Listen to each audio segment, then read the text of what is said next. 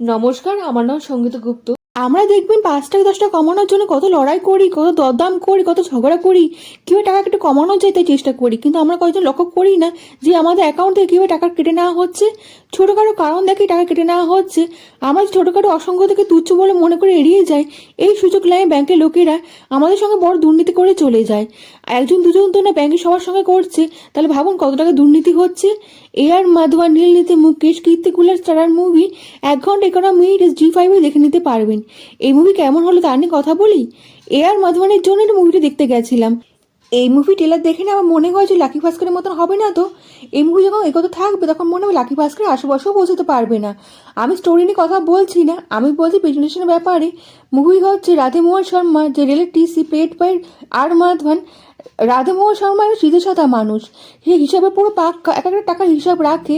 রাধেমোহন শর্মার প্রাইভেট ব্যাংকে অ্যাকাউন্ট আছে, আর প্রাইভেট ব্যাংকে ওনার হলো ভিকি মেহতা, প্লেড বাই নীলনীতি মুকেশ। ছবিটির মাধ্যমে মধ্যবিত্ত মানুষের মানসিকতা সংগ্রাম খুব সুন্দরভাবে তুলে ধরেছে।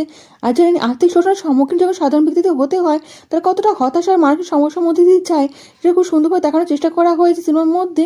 ব্যাংকে যে গণ্ডগোলটা হয়েছে সেটা সাধারণ গণ্ডগোল নয়, প্রায় ২০০০ কোটি টাকা দুর্নীতি দেখানো হয়েছে। যে ব্যাপারে রাধেমোহন শর্মার কাছে হিসাব পরিষ্কার হয়ে যায়, সে বুঝে যায় স্ক্যামটা কীভাবে করা হচ্ছে। এখন দেখার ব্যাপার রাধেমোহন শর্মাকে স্ক্যামকে সবার সামনে নিয়ে আসতে পারবে, আর ভিকি মেহতাকে সে কি সহজে হতে দেবে। মুভি দেখে নিন, সব কিছু বুঝে যাবেন। এই মুভি টপিকটা বেশ ভালো, মানি স্ক্যাম রিলেটেড আরও ভালো ভালো কন্টেন্ট আমরা দেখে ফেলেছি, যেমন হর্ষদ মেহতা স্ক্যাম 1992, কার্গিল তেলকে স্ক্যাম 2003, রিসেন্ট লাকি ভাস্করও দেখে ফেললাম।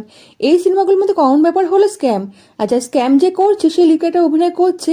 এদের পার্সপেক্টিভও আলাদা হয়, আর প্রেজেন্টেশন ভালো দেখানো হয়েছিল, এই জন্য সিনেমা দেখে মজা এসে গেছিলো। এই সিনেমার মধ্যে সেটা দেখতে পাবেন না। টপিক ভালো হলে কী হবে, প্রেজেন্টেশন তো ভালো করা হয়নি।